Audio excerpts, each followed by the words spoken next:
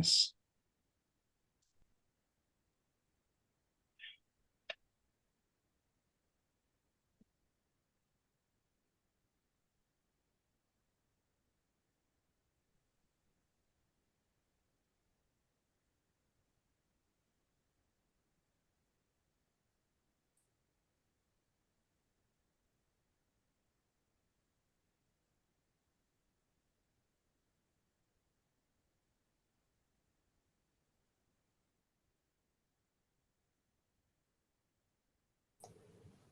Andrea?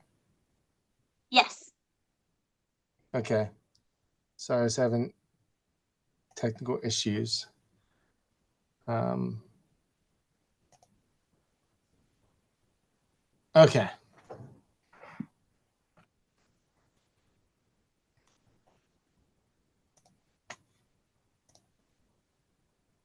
Sorry, everyone. Just having issues with Zoom.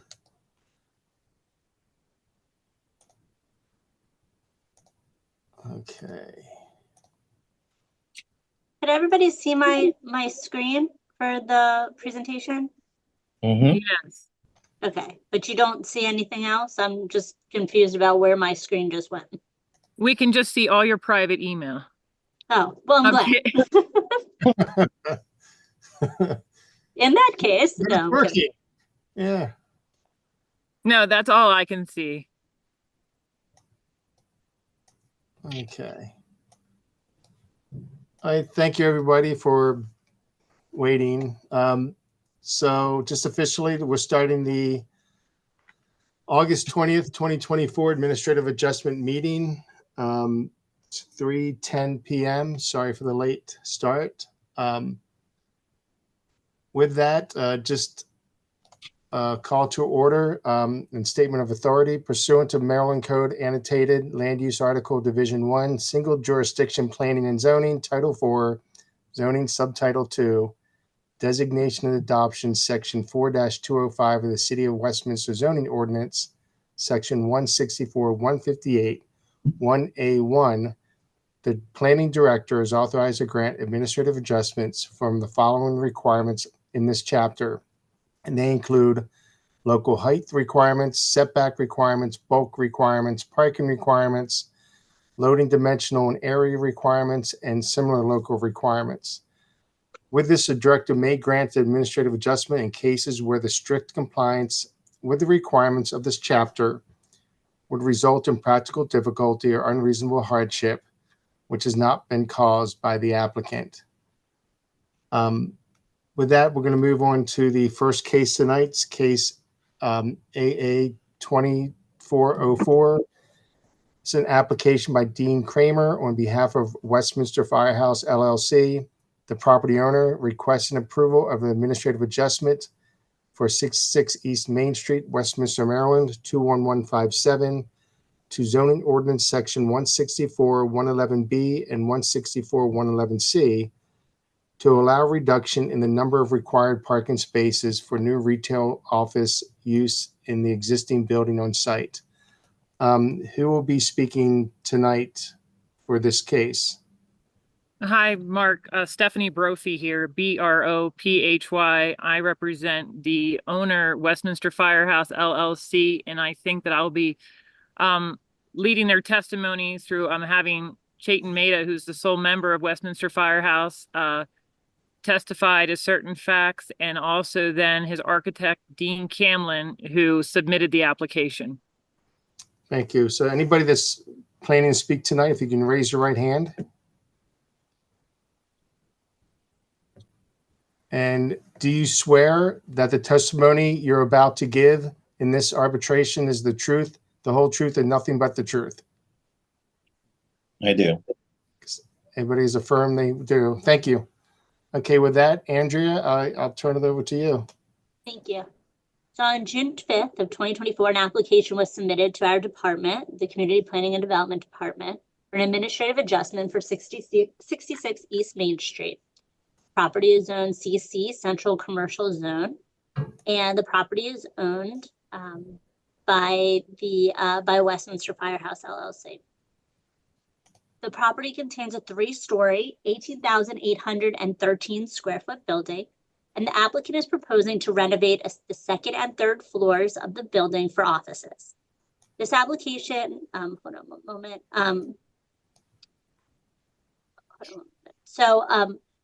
We did notice on the property with, we sent letters to all of the adjoining property owners. And so we wanted to talk about for simplified site plan. Hold on one moment, I'm sorry.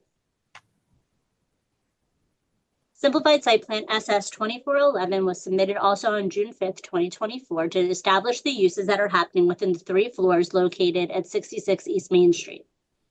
The applicant has submitted a water and sewer allocation application, that's WSA 2419 for the project. And we have various conversations and facts within our staff report, but the one thing I want to talk about is the finding of facts and conclusions of law. So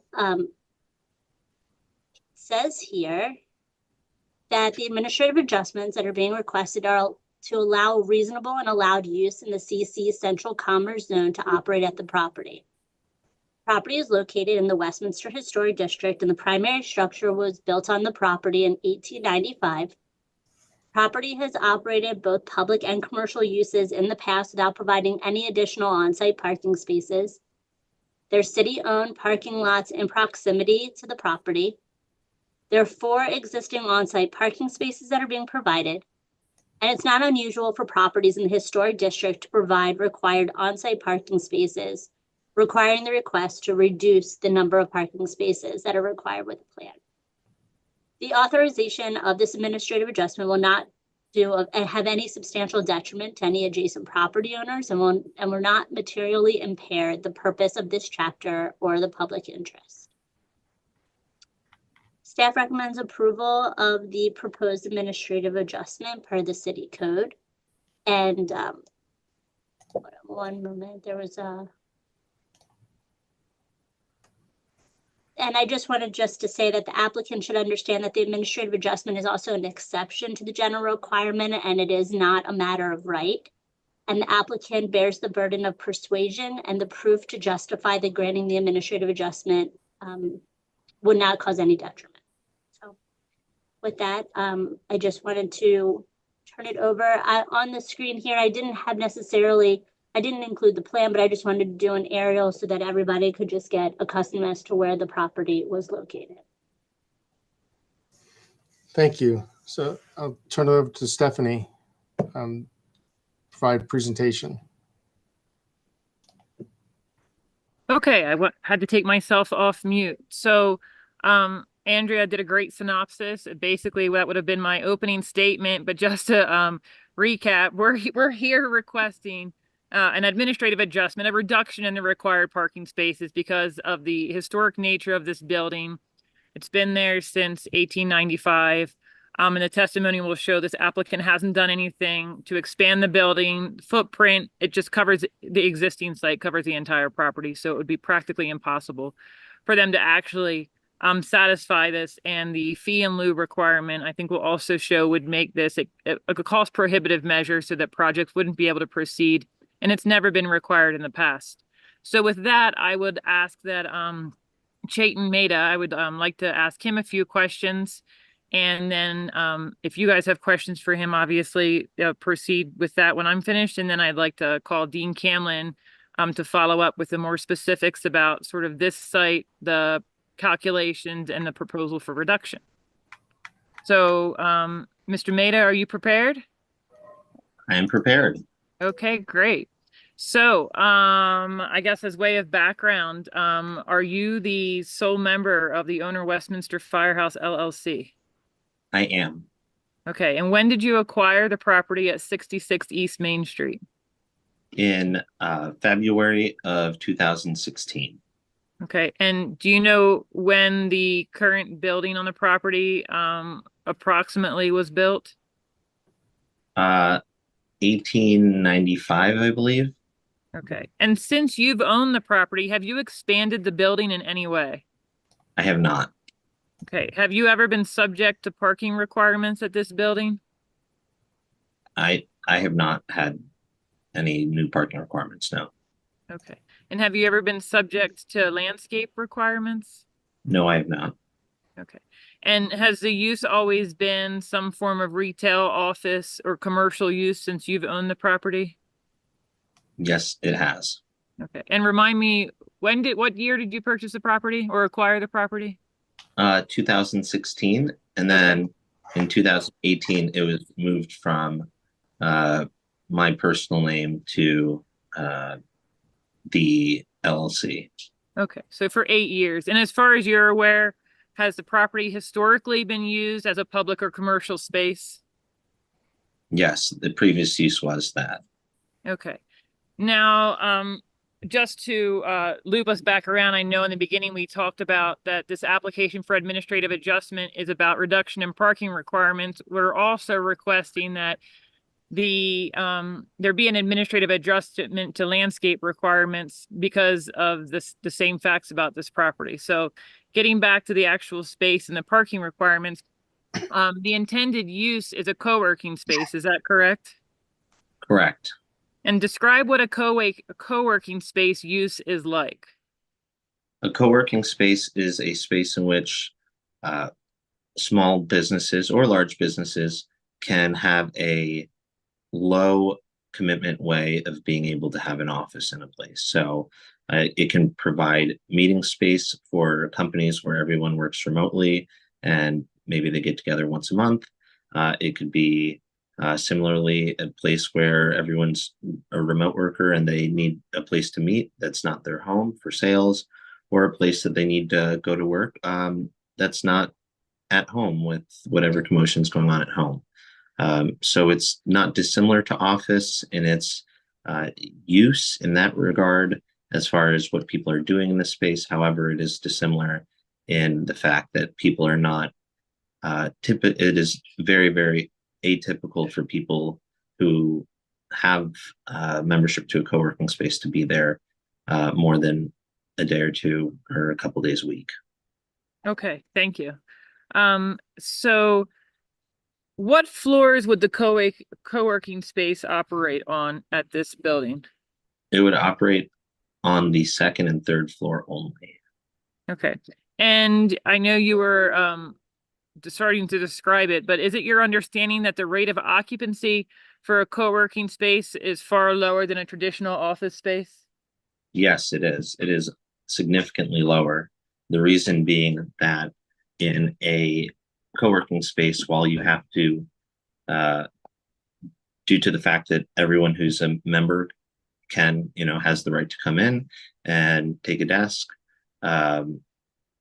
you have a limited number of people that can be subscribers. However, the vast majority of people don't come in, but very occasionally when they need to meet with a client or meet with their team, or maybe like get out of their home. So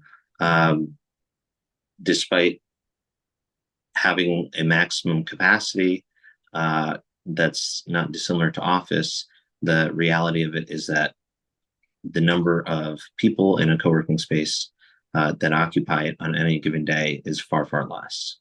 Okay. And is your understanding and the detailed information you provided us based on your research as a property owner and, as a businessman?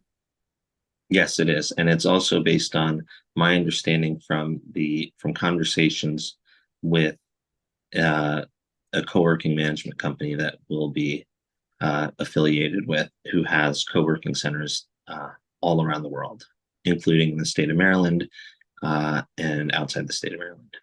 Okay. And what's the name of that company?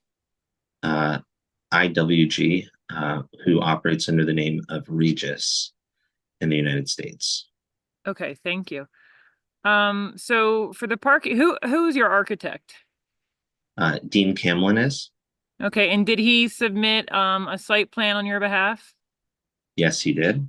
And did he also submit a gross floor area calculations on your behalf?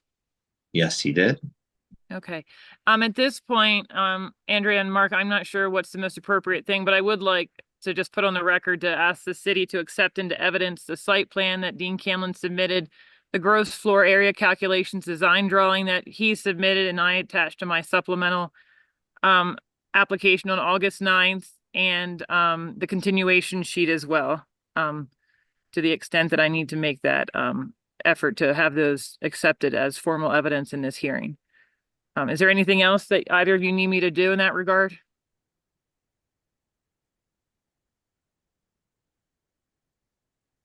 Okay.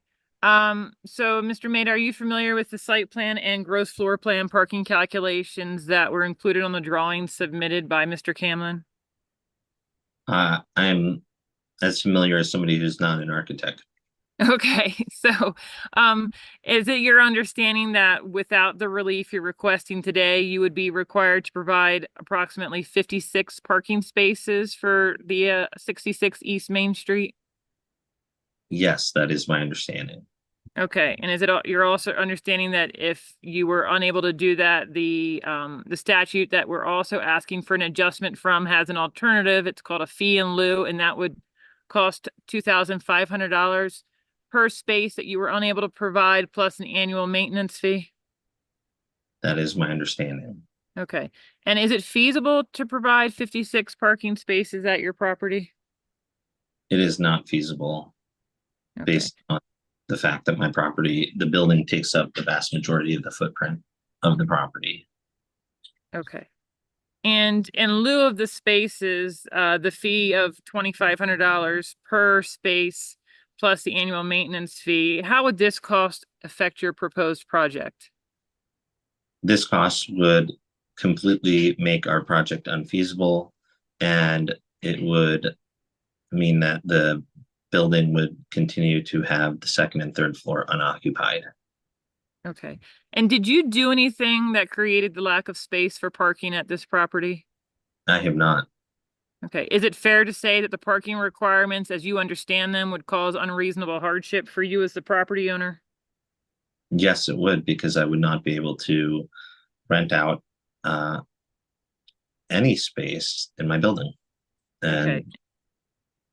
And is it fair to say that the parking requirements would cause practical difficulty, meaning you couldn't practically comply with those requirements based on your site? I absolutely cannot. Okay. And are you aware of any city-owned parking garages in close proximity, even walking distance? Yes, there is a city-owned parking garage within eyeshot of my building, approximately, I guess I'd call it 200 feet away. Okay. And is there on-street parking on Main Street near your building? There is, and it's plentiful. Okay. And is there anything about your intended use as a co-working space that you're aware of that would cause a detriment to the adjacent property owners since you are unable to provide on-site parking? Absolutely not. Okay. And are you aware of other jurisdictions that do not require parking space minimum for co-working spaces? I am. There are many different jurisdictions in which there are no parking space requirements for co-working spaces. Okay, and on your behalf, did I include some of those other jurisdictions in our continuation sheet attached to your supplemental application for administrative adjustment? Yes, you did. Okay, and we're asking that the city take notice of those other jurisdictions, which include New Jersey, Massachusetts, and Colorado that were cited in that continuation sheet. Mr. Maida, as to the landscape requirements and the request that there be an administrative adjustment such that you are not required to satisfy the landscape manual and requirements therein, did you do anything that created the lack of space for landscape on this property? No, I have not. Okay, and is it fair to say that the landscape requirements would cause unreasonable hardship? That is absolutely fair to say. And is it fair to say that landscape requirements would cause practical difficulty? That is also absolutely fair to say. Okay.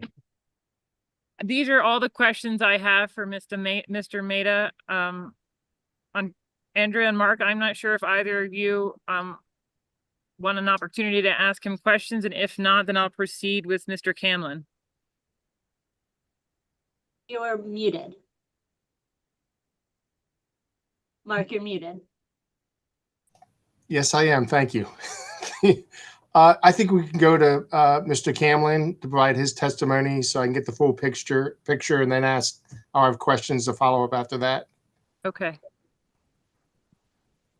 Okay, Mr. Camlin, well, I'd ask you to say your full name for the record, and let's start there. Dean R. Camlin. Okay, and Mr. Camlin, what is your background and what professional licenses do you hold? I'm a licensed architect in the state of Maryland, Commonwealth of Pennsylvania, the state of Delaware, and the Commonwealth of Virginia. Okay, and how long have you been a licensed architect? 38 years. Okay, and how long have you been a licensed architect practicing in Westminster, Maryland? 38 years. Okay, and are you familiar with the City of Westminster zoning ordinance? Yes, I am. Okay. I would like Mr. Camlin to be qualified to the extent I need to as an expert, as an architect, and as an expert specifically as an architect practicing in the City of Westminster, Maryland. Mr. Camlin, the history of this submittal, I believe Ms. Gerhart said that on or about June 5th, you submitted the application for administrative adjustment. What prompted that submittal? That was seen as a mechanism to try to reduce the requirements for both parking and landscaping for this very tight urban site.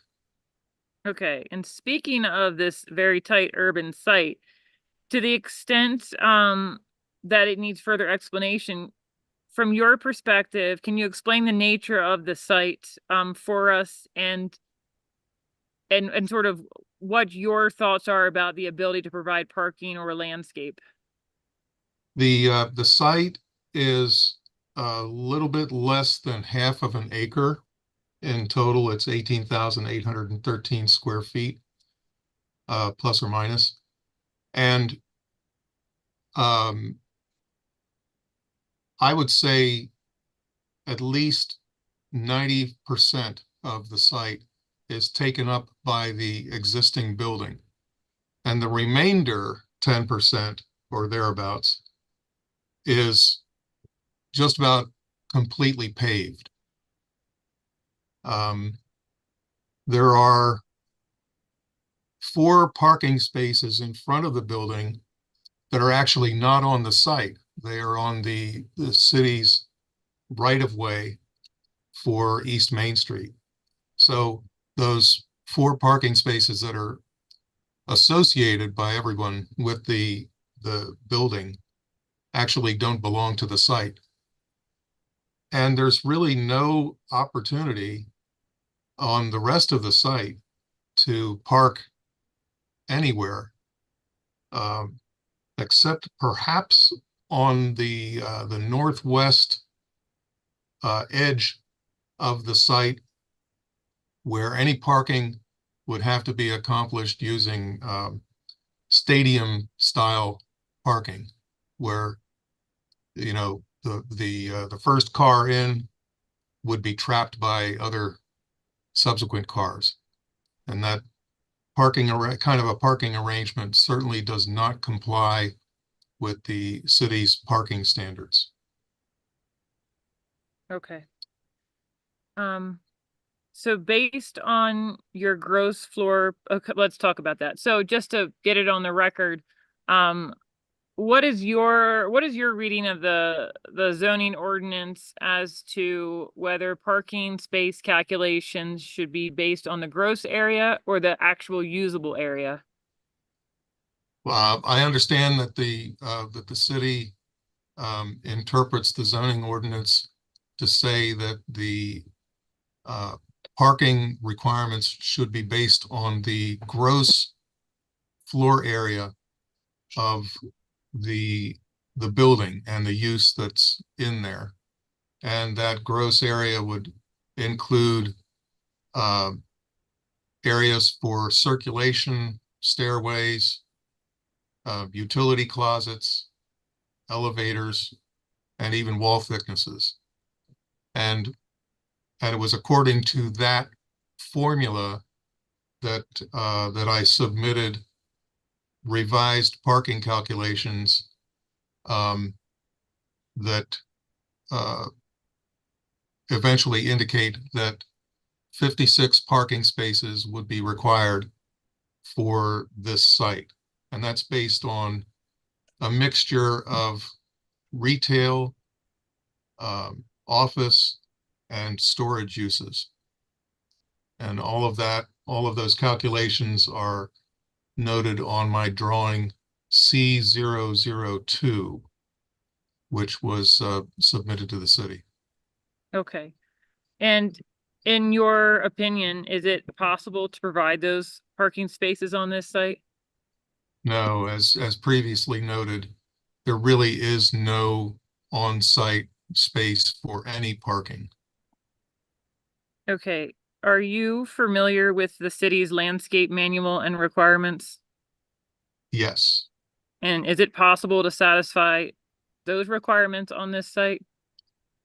No, in general, the requirements for commercial projects, landscape requirements for commercial projects would require one planting unit for every 40 linear feet along adjacent streets. And a planting unit is the equivalent of a deciduous tree. In this case, we have a frontage of about 110 feet along East Main Street, which would translate to 4 deciduous trees being required. But the landscape manual also says that any planting, hold on a minute, I'm looking here, but basically that any landscaping should not interfere with required parking. And the front of the site is taken up by those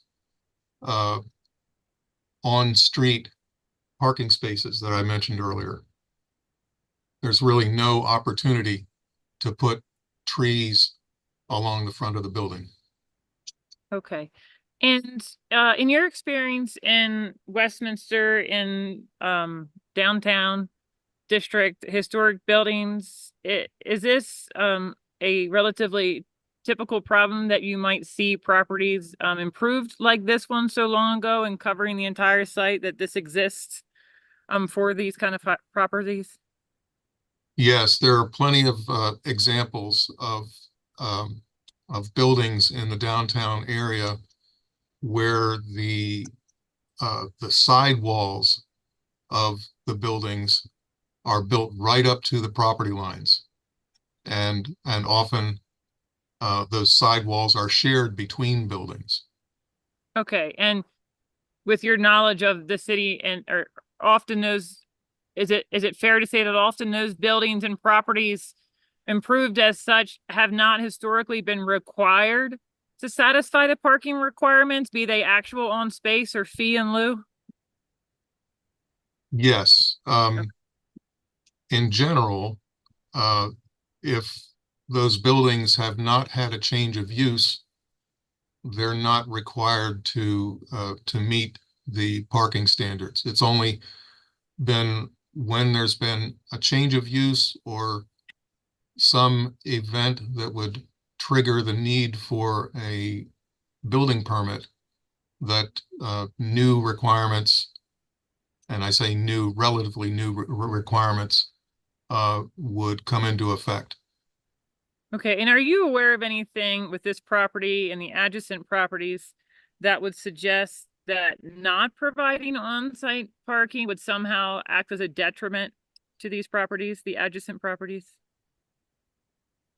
No, I think that the current parking situation would remain basically static, the same.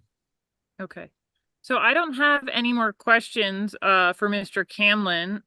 Before we submit on the record. I would like to make a short closing, just wrapping things up, but I understand that the city may have some questions for my witnesses.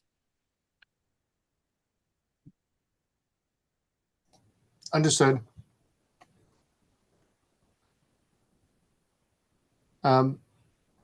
Andrew, do you have any comments? Don't have any additional comments. I just, Mr. Camlin, when you mentioned I think you did the calculation that if you use the regulations as they stand today and as staff or city has consistently done, the gross area, I believe it was 75 parking spaces are required. And this is not including that back area, that back storage area. This is just the 3-story front portion of the building. No, Mark, that also included, that 75 parking spaces included 9 parking spaces as a result of the first floor storage area use. That's about 8,224 square feet. Okay, I do see that now. I'm sorry. But then but your argument being that a more practical approach would be to look at the usable space, not the common areas like hallways, closets, things like that. And including that first floor storage space, can you recall what that number was? I want to say it was 53 possibly, somewhere in the 50 range. Yeah, that was a previous calculation. Hold on a second. Let me look at that. It was, now just figuring on the first floor commercial uses and the second and third floor offices and using net square footage instead of gross square footage, I came up with 45 parking spaces. And both of those, the 75 parking spaces calculated using gross square footage and 45 parking spaces calculated using net square footage without the storage area. Both of those are prior to taking the 25% reduction for the site being located in downtown. So then if we added the storage area, you're looking at 54 parking spaces minus without the 25% discount reduction. And without calculating the storage area as net square footage. That And when all that 8,224 square feet is a gross square footage figure. Okay. And when all that is said and done, they also have the 4 spaces too on site to get credit for. And Andrea, I had understood that we weren't allowed to count those spaces because they're not on site. That is correct. Yeah. Sorry about that. So generally speaking, I think when you look at what Mr. Camlin is stating, understanding that the storage facility or storage area in the first floor, we're looking at gross, not net. We're looking at about 41 parking spaces by following that methodology versus and that's with a 25% reduction versus the 56 that would be required if we did the gross square footage. I think I'm getting those numbers right. I just want to make sure. I think that's correct. I haven't done a calculation of the net square footage for the storage area. And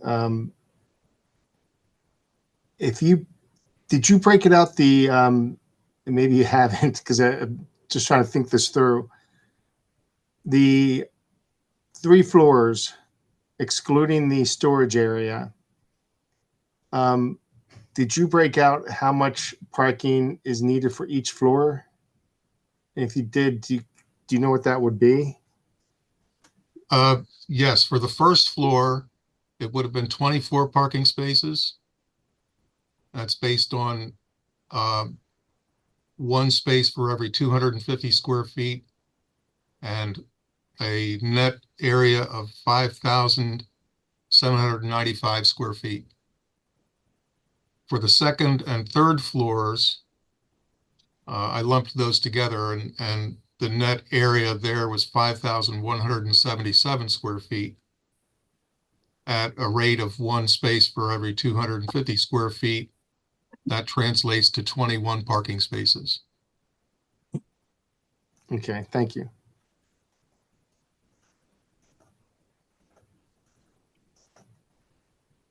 And Mr. Camlin, you're probably more familiar with this. This building was initially a fire station, firehouse.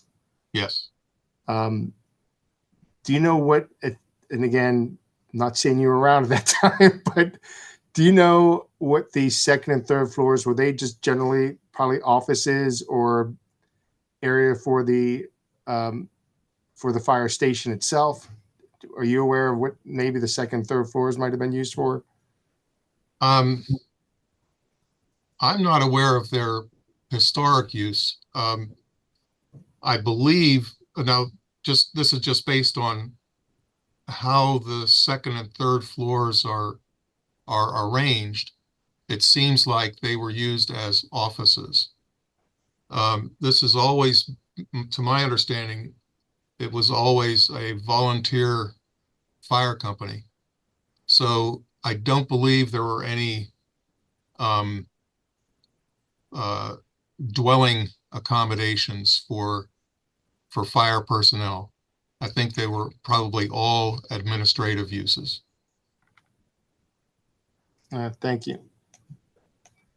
I'm going to shoot to Ms. Brophy, and I think when we update the parking standards, I might have to reach out to you because of the work that you did. I think the information you provided was very helpful and interesting.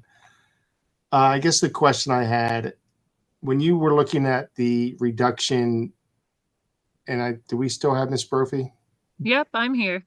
Okay, I lost you. Okay, there you are. Thank you. Yeah. When you're looking at these areas for reduction or that didn't require parking for certain areas, do you know if any of those are based off of the fact that some of these jurisdictions or area has public transit, other elements that would be available that might skew or lessen the need for downtown parking for an on-site use? So off the top of my head, I do know that that was some consideration. We did a ton of research on this, but as for the 3 jurisdictions that I pulled out for your, to provide examples, I cannot recall if public transit was a dispositive factor, but I don't recall that it was. It was more about not putting an undue burden on the business that was going to be operating as a co-working space. And that the fact that the properties like this property here had historically not been required to provide parking. They were downtown. We weren't changing uses, you weren't expanding buildings. So I'm sorry, I don't have a more straightforward answer, but I don't recall that any one of those decisions was based on the fact that, hey, you've got a great metro coming right along or not. So that's the best answer I could give you, there. I would also say here, that could be distinguished if that was the case in another jurisdiction, that I don't think you'd have the same, issue here because a lot of people using co-working spaces and whatnot, I think we've argued through the testimony and also the staff report, the city of Westminster has plentiful parking downtown on Main Street. There's parking garages that are city owned that any one of us has gone into and they're not full.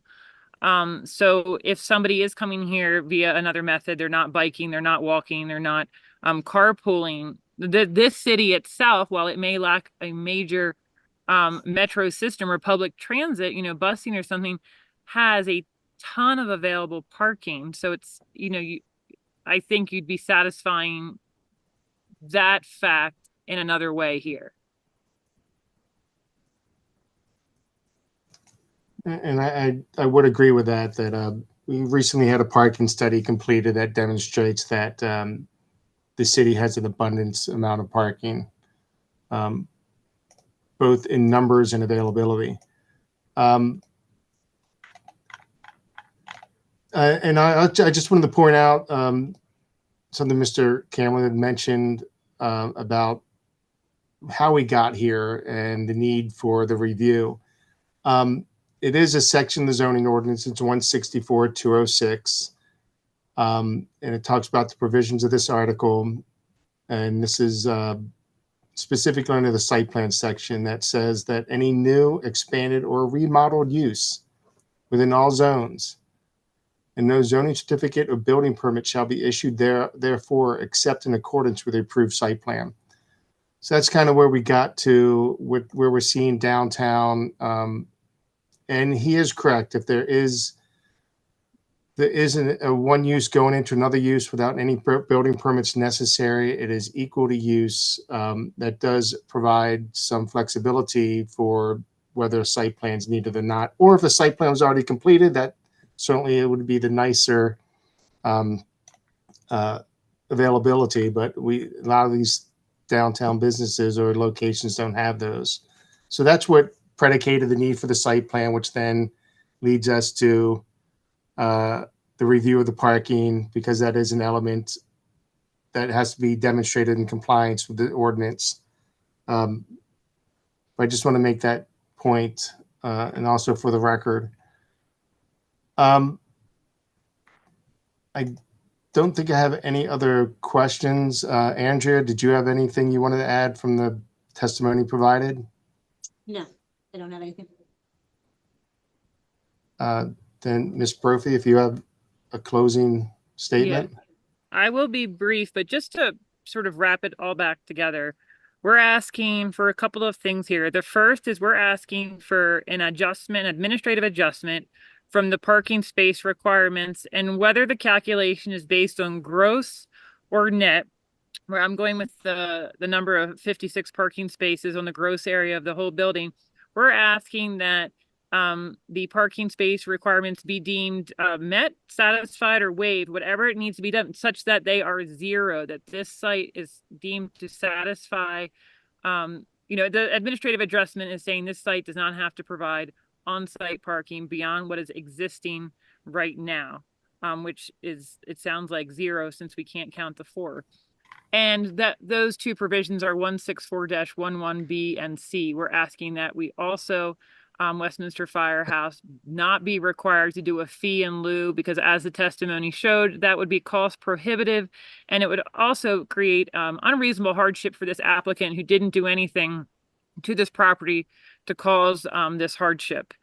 I would also, the second thing we're asking for an administrative adjustment from is the landscape requirement for the manual. As Mr. Maida and Mr. Canlon testified, there's no space on this site. It is not practically possible. This is exactly why the director, Mr. Debo, has the authority to do an administrative adjustment. This is a perfect case example of it, a site that is entirely improved with a building, historic, it has a consistent use that hasn't changed throughout the years. And then I would also ask that the city take the staff report into consideration when the director's deciding on this application. I think the staff report did a really great job of doing a synopsis of the facts and the law. And frankly, I wish I could hire Ms. Gerhardt to start doing my arguments after I read it. And so I do think that that should be taken into consideration along with the testimony, along with the application and the attachments to the application.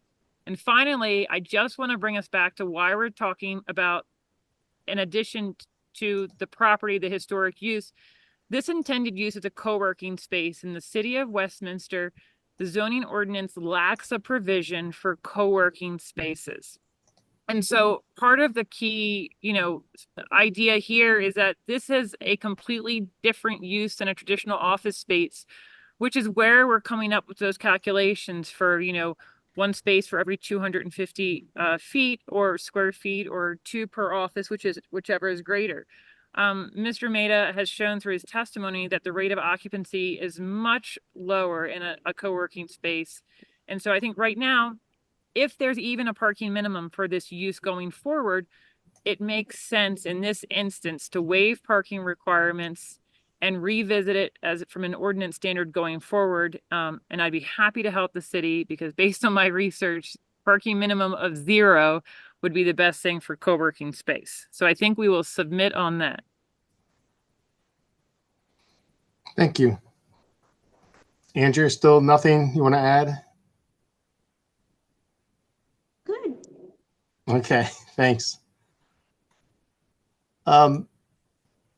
So with the information provided, I do agree that the ordinance is lacking this particular use and how it functions in the ordinance and parking calculations or regulations for them. I do believe if it did account for it, there would be a parking standard, just as the ordinance is made. It does provide parking for each use. I do agree that other jurisdictions, other locations have allowed lesser or 0 parking standards, but I think that's case by case. And I do know that's an ongoing topic that's active, and a lot of jurisdictions are applying a 0 parking standard, especially in the downtown. So it is a recognized parking allowance that, again, the city ordinance doesn't allow. It does allow for a 25% reduction, but does not allow for 0 parking spaces required. I do think there's a hardship at this property. As Mr. Cameron pointed out, I think 90%, roughly 90% of the property is covered by the structure, leaving it difficult to provide parking. I also agree that any parking that could be provided would have to be stacked, which the ordinance doesn't allow. The ordinance for commercial use requires cars to enter and exit in a forward motion. So again, it would be difficult without another adjustment or a modification to the parking. And again, the number would be minimal. I also want to take into account the historic nature of the building, that at some point prior to the adoption of the ordinance, that the city did allow, or some governmental entity did allow, the structure to be built, although it was for a fire station. As a discussion we had regarding the second, third floor had to be for office use or maybe even residential use for the volunteers. I'm not quite sure about that, but clearly it was in a use that was, again, allowed without requiring parking on site. And I think that should be taken into account, that there should be an allotted amount of parking that is justifiably allowed, almost as similar as we do with water. There's some base envelope of parking or base allowance for parking, because again, it was allowed to be built without the requirements of parking being met. However, at the same time, the ordinance, which allows a reduction in parking within the downtown parking area, does require that a reduction in the number of spaces, provided, however, that the user shall pay the city a one-time benefit assessment charge of an annual maintenance fee for each space the user is not able to provide. So although I think the director of planning by the ordinance is allowed through a hardship to reduce the number of parking spaces, there's still a concept that a benefit assessment is paid, because again, as pointed out, there's plenty of parking spaces around the building that are city-owned. City parking spaces in the garage, city parking spaces on site. So there is ultimate impact to the city services and maintaining these parking spaces and structures to meet the demand of this property. However, I don't believe that the entire amount of parking should fall under that reduction. I do believe that there's 2 elements here. I do believe there should be a recognizable adjustment just to the actual number of parking spaces. And then from the actual number of parking spaces, any further reduction to that, those parking spaces alone should be subject to the one-time benefit assessment. And I do agree that the type of use and the argument that Mr. Cameron has made for the net use is acceptable. So if we use the 56 parking spaces and reducing that, I believe it was 56. And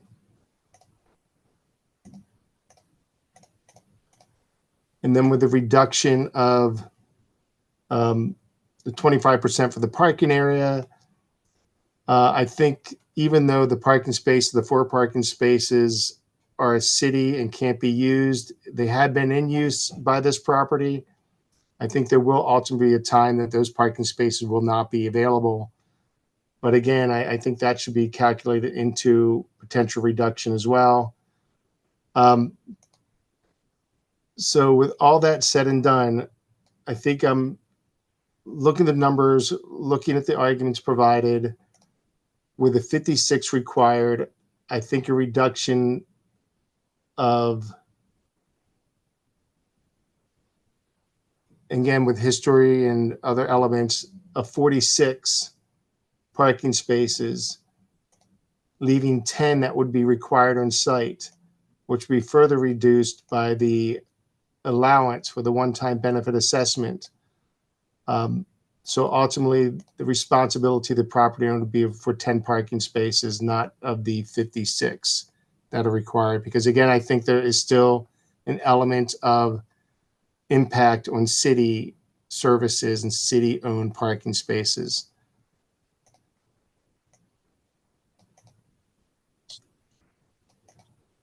Does anybody have any questions about that?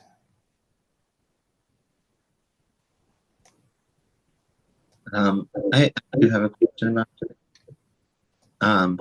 The city-owned parking spaces in close proximity to the building, I believe that they're metered, correct?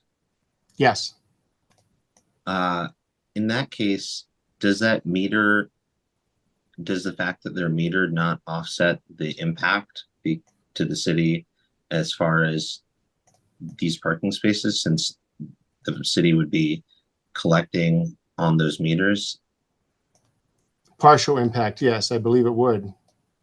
So would that justify a reduction from the 10 parking spaces down, because the city would already be collecting on an ongoing basis in perpetuity from the impact? And as we stated before, there's plentiful parking. And again, I'm not comfortable that a complete allowance of parking be the responsibility of the city. That there's still responsibility to this property and its impact. Yes, those parking spaces are nearby, but they're also in use by other businesses and other people. It's just not solely for this property. And again, then I look at the ordinance itself. And again, what it grants me the ability to do, and at the same time, specific to this area, which this reduction is specific to section, let's say 164.11D is still subject to that one-time benefit assessment and maintenance fee. And my other question was, Dean, you might be able to opine on this. We were including the first floor in the calculation of the 56, is that correct? That is correct, yes. And why is that when the co-working center is only on the second and third floor? The calculation was requested to encompass the entire site, so that included the first floor. So the first floor of the building is the largest floor of the building, is that correct? That is Yes, that's correct. Yeah. By a significant margin. And yes. The large proportion of that first floor is currently unusable storage area. Is Yes, that's your majority. understanding as well? That's my understanding. So, and then the portion of the first floor that actually would service the co-working site is simply just a hallway to a staircase. Is that correct? By you? Yes. Hallway to the main stairway and elevator. So there's no footprint of this, there's no footprint impact of these, of this area in which somebody would be needing to occupy 1 per 250 square feet on the first floor, along with also the vertical areas above that first floor on the second and third floor. Is that what you're showing in the drawing? Well, that's the way that Mark is talking about kind of agreeing with my argument that we should use net square footage instead of gross square footage. But then the first floor, why? And sir, Mr. Depot, I'm just a little bit unsure why we would include the first floor in that calculation, since the first floor is not going to have any additional parking load. And so in practicality, there's not going to be any desks on the first floor. The only thing that it serves to do is get somebody to the second floor, since people can't jump to the second floor. Yeah, I think I used the areas. I went with Dean's argument that those areas should not be calculated in the parking. That's why I used the 56 versus the 75 parking spaces by the initial. If you just did gross, it would have been 75. That's what got me. Otherwise, we're looking at maybe 35 you're paying versus 10 for. Got So it. I accepted the net from Okay. 75 down to, so I already accepted that. I think what I took into account was the second floor. There was some general use in that, and it wouldn't be any much different than what we're going to see as office space with the proposed use. The really impact that the newer impact from the original building is really the first floor and the retail associated with that. So again, I took all that into account to take away 46 of the 56 required. Because again, I think there were actions taken over time and just practical function of the building, the arguments made by both Ms. Brophy and Mr. Camlin for how to view this particular type of use, as well as net versus gross. So I still think the 46 reduction from required 56 was all based on that information. Got it. I think I probably have an incomplete understanding of what gross versus net means. Well, from an just architectural standpoint. Stephanie Brophy here, just by way of clarity, so that the record is clear. I believe the 56, so there's a gross floor plan calculation that was submitted by Dean Camlin and also attached to my supplemental application. And the number of 56 parking spaces, it started with 75, and then it was reduced by 25% per the statute for downtown. That original 75 did include 9 parking spaces for first floor storage use. So that 75 came from first floor commercial. 26 parking spaces would be required. First floor storage use, 9 parking spaces would be required. And then the second and floor offices, they would be rounded up from 19.4 to 20 parking spaces for each. So that's how we got to the 75. We're talking 9 parking spaces were calculated in the total that did get us to that 56. We start with 75, reduced by 25%, that's minus 19, and we got to 56. So I just want to make sure that we're all clear that there was parking spaces attributable to that storage space at the rate in the statute, it was calculated. In the total we're talking about, which of course Mr. Depot has the reduction of 46, but we are talking about 9 in there that were attributable to storage. So based on that argument, it sounds like we're down to 1, Mr. Depot. Mr. Depot, we would really appreciate the your ability to lighten up the hardship on us for this, because we would really like to bring not just the business of co-working to downtown Westminster, but also the many small businesses that a co-working center facilitates. Many of the municipalities that have shown no parking requirement for it have cited the fact that the really great thing about co-working as a permitted use is not just that it is a business that obviously occupies space, but it's a place that engenders many small businesses that can grow and that support the local economy of an area. So not only would it, when we ask the question of would it adversely affect the neighbors, in fact, any local restaurant should be excited that there's going to be a lot of people who are local who are now spending more time downtown.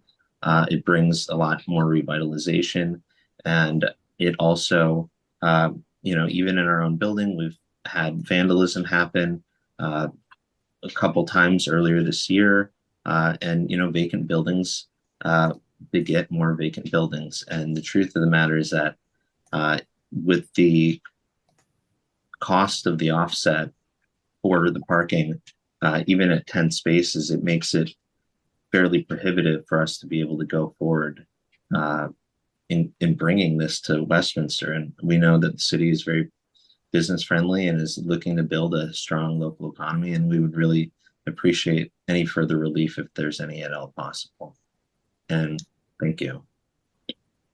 Thanks. Again, I Ms. Brophy, and I did take in the total amount, including the storage. So again, if we looked at standard regulations, it would be 75 if we went with what is standard practice in the city.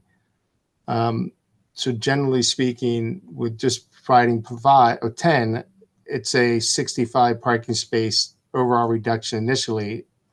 That 65 parking spaces reduced is due to the arguments provided. But again, I believe there's still an impact by this property of the city having to take into account to meet its parking demands.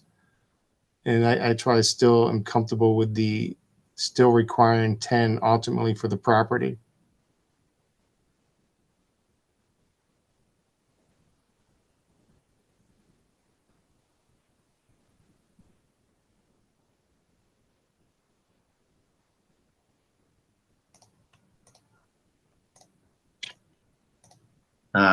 Stephanie, do you have any further questions? I don't think I have further questions. I understand Mr. Depot has thought about this and considered it. And I would again just point to the testimony that was presented today. We have some evidence that was submitted, and looking to other jurisdictions that show us that they also, of course, bear consideration that they have a use and there's an impact of a use if a site is not providing on-site parking, but they have deemed that having the parking minimum at 0, it outweighs the risk that somehow the impact of use will put a strain on the city. Because it does. So it might sound, and it does sound very, a huge reduction, but still $30,000 is a cost prohibitive number for a business who's trying to get another business up and going. And it's not a change of use at this property.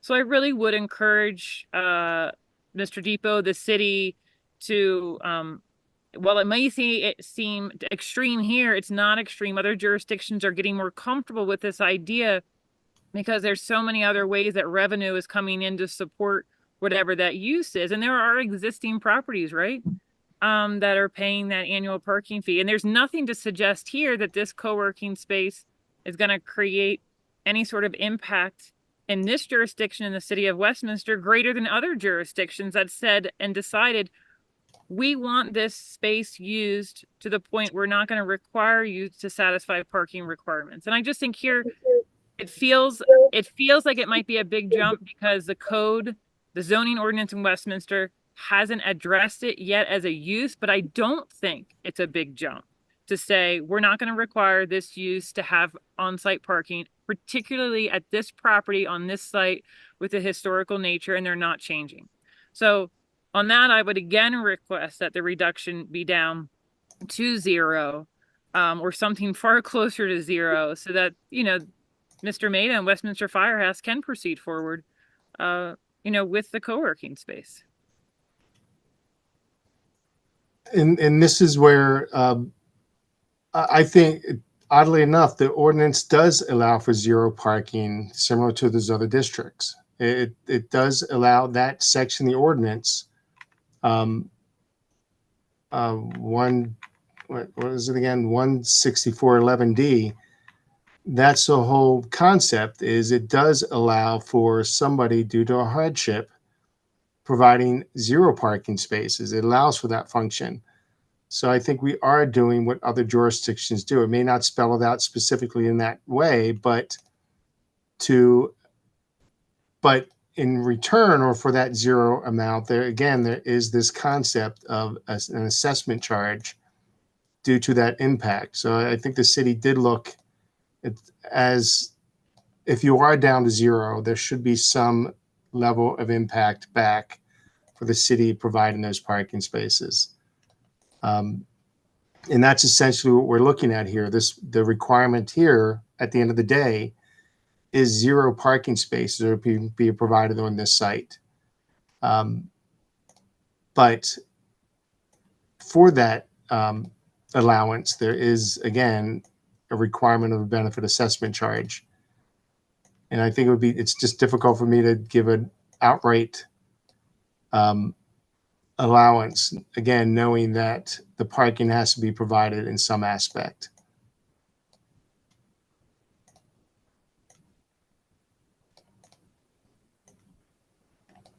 So, for fear of beating a dead horse, we don't want to. Is it clear that you're not, you've made your decision, you've considered our testimony and evidence, and the best you're able to offer is to reduction to 10 parking spaces?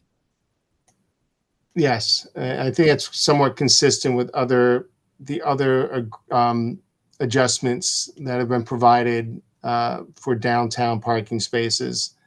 That have all of them have had some level of responsibility for the benefit assessment charge.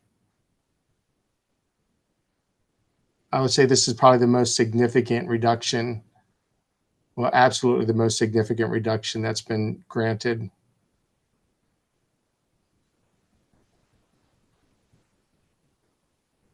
Okay. And also, for the record, regarding the landscaping requirements. Oh, I'm sorry. So yes, that was not part of the administrative adjustment. That's really not I thought we mentioned this to you, but I guess we did not. It's not an adjustment that I'm provided or able to provide. When you look at the list of adjustments, landscaping is not one of them, but the landscape manual itself allows for the planning director to grant modifications to the landscaping. So ultimately what we do with that is, for site plans, there'll be you'll provide the requirements and you'll ask the planning director for modifications. And to be clear, I think every argument you provided is acceptable. We typically grant those modifications. I think one of them was mentioned, landscaping between the building and the public right-of-way. Can't happen in this case. So we've consistently provided modifications to landscaping when, again, similar hardships, it's just not possible. So that's something we'll handle at the site plan stage. And again, I think your arguments are valid, and we'll be looking at modifying landscaping for the property. Great. Thank you, Mark. Mm-hmm. So again, I'll take that argument as justification and we'll work on a note for modification of landscaping.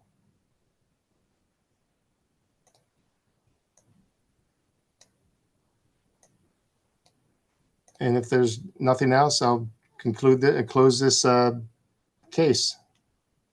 I don't have anything else, Mr. Maida, Mr. Depot, Mr. Camlin, and Ms. Gerhart. Thank you. Thank you. Thank you. Thank you. Thanks. Andrea, do we have the second people? Yep. Okay. Thanks, everyone. The majority of them also, I saw at least BPR did put their hand up for the being sworn in, but I think you should probably do that again just in case. Okay.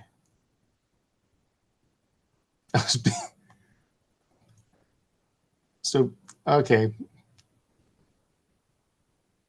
So BPR, you guys didn't want to talk about the last case? You guys are just hanging out? Yeah. Okay. Educational, Mark. Yeah. Thank you. They have a split screen on there, so really they've just been watching, TV. Okay, that must be nice. Ms. Miller, thank you for joining us. I have Um, also been just listening and observing. Thank you, Mr. Depot. Thank you. Okay, so let's move on to the next case. It's case AA 2405. This is an application by Marta Corsi, property owner, requesting approval of an administrative adjustment for Lot 4 Meadow Branch Industrial Park to zoning ordinance section 164-115 D3 to allow for a relief of 1 foot from the required 25 feet drive aisle width in the parking lot. The administrative adjustment is associated with a site development plan S1837 to construct an indoor dog and event facility. So again, anybody that's testifying, if you wouldn't mind raising your right hand, and do you swear that the testimony you're about to give in this arbitration is the truth, the whole truth, and nothing but the truth? I do. Thank you. Okay, Andrea? Yeah, so before we get started, it was said that Marta Corsi is the owner. So I just want to point out that on SSTAT, the owner is Sky High Dog Sports LLC. I just want to make that clear. Thank you for the clarification. So And on July she is 26th. the sole owner of that, just so everybody knows. So on July 26th, the application was submitted to our Department of Community Planning and Development for administrative adjustment for Lot 4 Meadow Branch Industrial Park, which is the property we're talking about. Property is zoned IR, Restricted Industrial. And here it says the applicant is proposing a 40,000 square foot dog training facility. And an indoor dog training and event facility is a special exception in the IR zone, and they did receive their special exception approval on April 6th of 2018.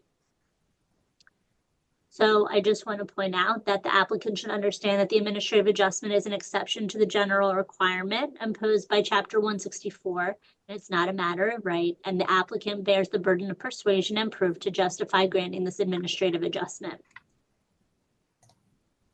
So in our staff report, well, like you said, I'm sorry, that the site development plan is S180037, and that was last submitted in February 26th. Applicant has submitted a water and sewer allocation application for this project. We go into detail with different things in the staff report, but I wanted to bring point to the findings and facts and conclusions of law. Staff recommends that the director consider the following findings of facts and conclusion of law. That the administrative adjustment is being requested that reflects an industry standard and common practice. The property is located in an industrial zone. The property is surrounded by both vacant land and shelter systems, which is an established industrial user. The authorization by authorizing this administrative adjustment will not cause any substantial detriment to adjacent properties and will not materially impair the purpose of the chapter or the public interest. Staff recommends approval of the proposed administrative adjustment. And we have some folks on here to be able to answer any questions that you may have. I have none yet. I'll wait for after the presentation. I'm guessing Ms. Miller's going. Good afternoon. Was about to say good morning, but good afternoon, Kelly Schaefer Miller, 73 East Main Street, Westminster, Maryland, 21157. Here today on behalf of Marta Corsi. We are going to be much more concise and brief than the initial presentation, understanding that it's a drastically different request before you. So I will just say that we agree with Ms. Gerhardt's staff report. This is a very minimal request, and I believe that you'll hear testimony from BPR that this meets the industry standard and that there's no detriment to the public health, safety, or welfare by granting this request. So with that incredibly brief opening, I will hand it over to BPR to kind of present the facts and testify, and then happy to offer any summation. Thank you. Thank you. Yes, sir. Yeah, good afternoon, everybody. Randy Bechtel with BPR LLC, excuse me. 150 Airport Drive, unit number 4 in Westminster 21157. I've been in this business for in excess of 38 years now. I have along with me one of our senior designers, Jeff Furr, who's the primary project manager for this project. And in addition to Jeff has 25 to 30 years in design experience in this kind of thing. We believe that the dry valve provided on this plan does meet industry standards. Adjoining jurisdictions, including Carroll County zoning code, allows for a 24-foot dry valve. It's kind of a unique property in the sense that if you take the rear of the property, it's in excess of the total property is approximately 5.4 acres. To the rear of the property, there exists about 1.1 acres of land that cannot be used for any purpose. It's under different kinds of easements: a forest conservation easement, a proposed floodplain easement, steep slopes, some wetlands in the very bottom, and that separates our site from the site that Andrea talked about, the shelter system site. You take that, you take the setbacks, and we start to limit down the area. It sounds 5.4 acres sounds like a lot of area, but it's really not when you start taking the setbacks and you take the unusable space out. We were given, we kind of inherited this plan, but we were given a building size to deal with, and what our customer feels like she needs to operate to pay for such an investment here. This is approximately a $6 million investment. The lot, excuse me, the lot to the north of us is owned by the commissioners of Carroll County and will not be built on, is my understanding. It's part of the airport project. I think I'm saying the north, yes. Yeah.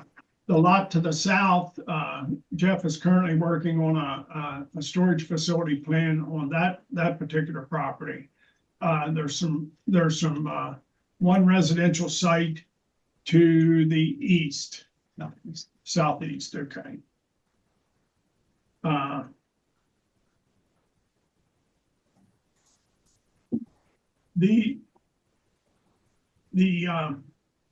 We believe it meets the intent of internal traffic. Everything here is internal. The purpose of the out lanes are access to the parking spaces, which are internal to our site. Therefore, I can't imagine there's a detriment to any of the neighboring properties that the reduction from the 25 to the 24 would have an impact on their site. A reasonable hardship. Here again, the investment that our customer has, the financial investment and time that our customer has in this project, and the need to have the building this size and the parking spaces required to operate such a facility. Very, very unique to the Westminster area. The hardship would be that it would be a total redesign of the site development plan and the stormwater to this site plan that we've had submitted here. Jeff and I are here available for any questions you might have. Thank you. The original plan, if I remember, the property itself is providing more parking than required, if I remember correctly. However, the redesign, and I'm guessing primarily stormwater management, as you mentioned, the other environmental issues on the site,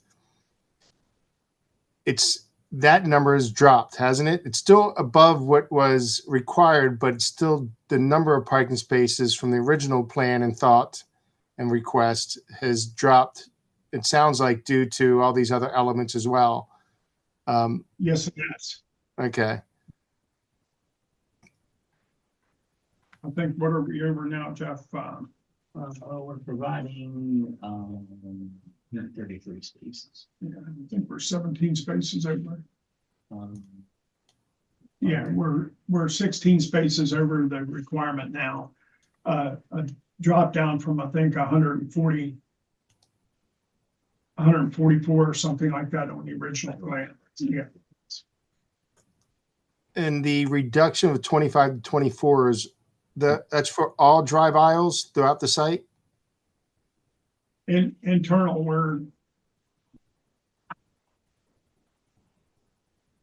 We have the parallel parking, or even on both the north and south side, right? I just can't zoom in close enough, but it looks like the entire. all the access aisles will be 24. Okay, I just want to make sure that's clear. I don't have any other questions. If you have any closing statements or anything else you want to provide. Just very briefly, Mark and Andrea, I think both of you are very familiar with the history of this project. It's been in review and gone through several BZA cases as well. So when Randy and Jeff speak to the investment of the customer there, I mean, Randy emphasized it, but he's also talking about the time and energy that's been put into this project. So a redesign would have a very, very significant impact to this project. And Mark, I appreciate you pointing out that the 24 is kind of throughout the entirety of the site. It is only a 1 foot difference that we are asking for, but that is throughout the entirety, which if not granted would have a drastic impact to the site design. This still allows for appropriate internal circulation, and quite frankly, Marta wouldn't be here today if she didn't think this was going to work for her facility or allow for that as well, because it's her goal to have a site that works for her customer base. That's part of her business. And as I stated at the beginning, and I think as Randy emphasized, there's no detriment here to the public health, safety, or welfare in granting this relief that's been requested. This is specific to this site, specific to this property, and only impacts Marta and her customer base. This is not a public use. There's no through access here to another site. So for all of those reasons, we are respectfully requesting that you grant the administrative adjustment being requested of you. If you have any questions, we're here. Marta's here on the line too, in case you had any questions. So we're happy to answer those. Thank you. Thank you. Andrea, do you have anything else you want to add? No, I don't. Okay, with that, I do accept the finding of facts and conclusion of law provided by staff in the staff report and the staff report itself. I do agree that this is a recognized industry standard. Again, I've seen 18-18-24 or 20-20-20. So I do think the 60 foot is the more recognized and used widths for a parking or a parking module, especially for the double parking as well. So with that, I'm going to approve the administrative adjustment for the 24-foot drive aisles throughout the site, down from 25. And that concludes my comment. Anybody have any questions to that? Or, No, thank you. Thank you, Mark. okay, thanks, everyone. I think with that, I have nothing else on the agenda, so we're going to end the meeting. Thanks, everyone. Great, thanks, Mark. Appreciate it. Thank you. Thank Bye, everyone. Bye.